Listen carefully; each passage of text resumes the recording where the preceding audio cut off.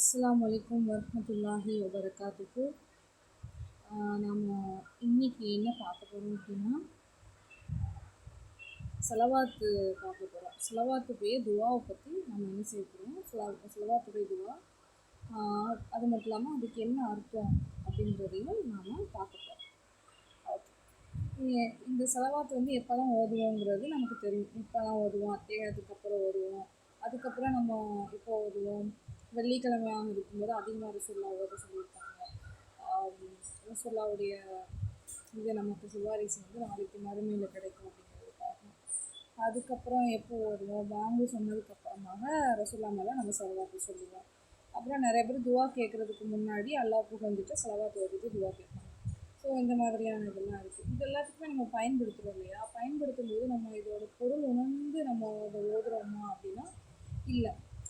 நமக்கு வந்து என்னென்னா பழக்கப்பட்ட அந்த இதில் வந்து நம்ம வந்து இந்த பழக்கத்தில் நம்ம வந்து ஆல்ரெடி படிச்சிருக்கோம். அதுலேயே மற்றவங்க கேட்கும்போது, அதில் மற்றவங்க சொல்கிறது கேட்கும்போது அப்போ படிச்சிருக்கோம். ஆனால் அந்த பழக்கத்தில் தான் நம்ம செலவாத்து ஓதுறோமே இல்லையா, அதோட அர்த்தம் புரிஞ்சு நம்ம ஓதுறோமா அப்படின்றது வந்து இல்லை. அப்போ அர்த்தம் புரிஞ்சு நம்ம ஓதக்கூடிய மக்களாக இருக்கணும். ஓகே, இதோட ஒவ்வொரு அர்த்தத்தையும் நான் வந்து சொல்கிறேன், ஒவ்வொரு வார்த்தையோட அர்த்தத்தையும் சொல்கிறேன். ஏன் அப்படின்னா சில பேருக்கு வந்து ஃபுல்லாக மனப்பாடம் பண்ணுறதுக்கு வந்து கஷ்டமாக இருக்கும். அது இல்லாமல் அர்த்தத்தையும் மனப்பாடம் பண்ணுறதுக்கு கஷ்டமாக இருக்கும். அப்போ ஒவ்வொரு வார்த்தைக்கு தான் அர்த்தம்னு சொல்லி அவங்க புரிஞ்சு படிச்சிட்டாங்கன்னா அவங்களுக்கு ரொம்ப ஈஸியாக இருக்கும் இல்லையா? அதனால் நான் வந்து இப்படி இந்த கிளாஸ் வந்து இப்படி கொண்டு போகலான்னு இருக்கேன். ஓகே, ஃபஸ்ட்டு என்னென்னா அல்லாஹும்ம அப்படிங்கிறதுக்கு நமக்கு அர்த்தம் தெரியும் இல்லையா? அல்லாஹும்மனா என்னது? இறைவான்னு சொல்லிட்டு அர்த்தம். இறைவான் இருக்கு, யா அல்லா அப்படின்னு சொல்லிட்டு அர்த்தம் நமக்கு தெரியும். அல்லாஹும்ம அப்படிங்கிறதுக்கு யா அல்லா, இறைவா என்று பொருள். ஓகே, இப்போ சொல்லிக்கு என்ன அர்த்தம்னு சொல்லி பார்க்கலாம். சொல்லி அப்படின்னா நமக்கு ரெண்டு அர்த்தம் இருக்குது. ஃபஸ்ட்டு அர்த்தம் என்ன அப்படின்னா தொழுகை. சொலா அப்படின்னு சொல்லி சொல்லுவோம் இல்லையா? அது தொழுகை அப்படின்னு சொல்லி சொல்லுவோம். முசல்லா அப்படிம்போம். முசல்லா எடு, ஜல்லா வெடு அப்படிங்காங்க. அது சொல்லாலேருந்து வந்தது தான், முசல்லா எடு அப்படின்னாங்க. அவங்க முசல்லாங்கிற வார்த்தை அதுலேருந்து வந்தது தான். தொழுகக்கூடிய பாய், அந்த மாதிரி தொழுகக்கூடிய விரிப்பு, தொழுகக்கூடிய இடம், அந்த மாதிரியான அர்த்தத்தை கொண்டது. இப்போது வந்து அதுலேருந்து வந்தது தான் சொல்லலாம்.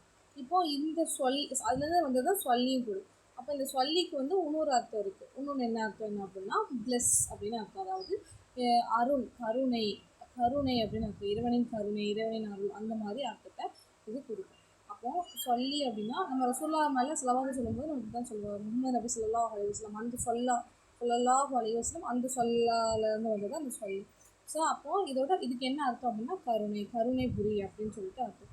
அல்லாஹும்ம இறைவா, சொல்லி கருணை புரிவாயாக, அலா மீது, யார் மீது அப்படின்னா முஹம்மதின் மீது, முஹம்மது நபி ஸல்லல்லாஹு அலைஹி வஸல்லம் அவர்களின் மீது கருணை புரிவாயாக.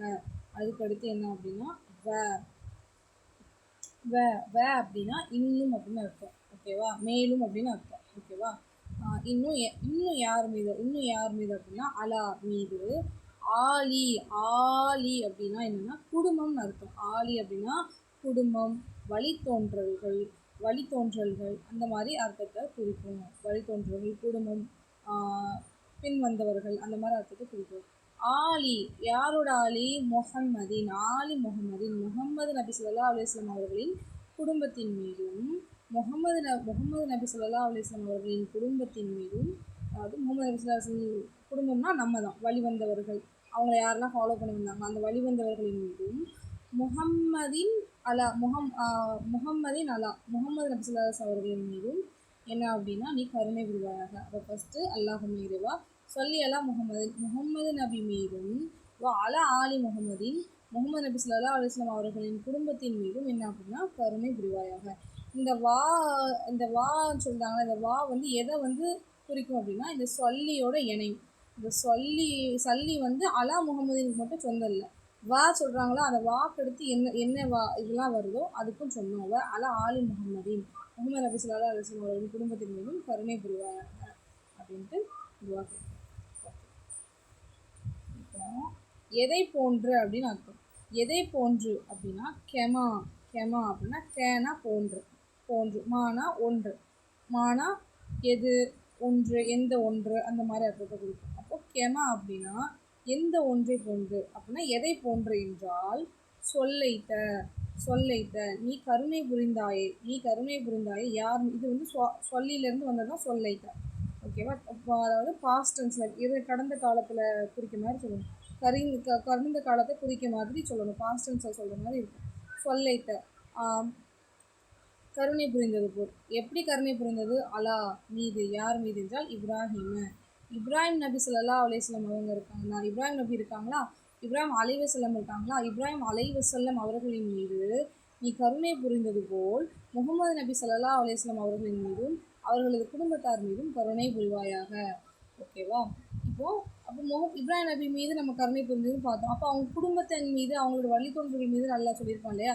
அப்போ அதுதான் என்னென்னா வ அலா ஆலி இப்ராஹிம. இப்போ இன்னும் அலா மீது, யார் மீது என்றால் ஆலி இப்ராஹிம, இப்ராஹிம் அலைஹிஸ்ஸலாம் அவர்களின் வழித்தோன்றல்களின் மீதும் இப்ராஹிம் அலைஹிஸ்ஸலாம் அவர்களின் மீதும் நீ கருணை புரிந்தது போல். கமா அப்படின்னா புரிந்தது, அதாவது போல் அப்படிங்கிற அர்த்தம் வரும். சொல்லைத்த கருணை புரிந்தது. அப்போ சொல்லைத்த அப்படின்னா கருணை புரிந்தது போல் முகமது நபி ஸல்லல்லாஹு அலைஹி வஸல்லம் அவர்களின் மீதும் அவர்களது குடும்பத்தார்கள் மீதும் நீ கருணை புரிவாயாக. இங்கே கமா பொட்டேஷன் போட்டிருக்காங்களா, இதோட ஒரு அர்த்தம் முடியுது. ஓகே, புரிஞ்சுதா? இது இன்னைக்கு வந்து இது வரைக்கும் பார்க்கலாம்.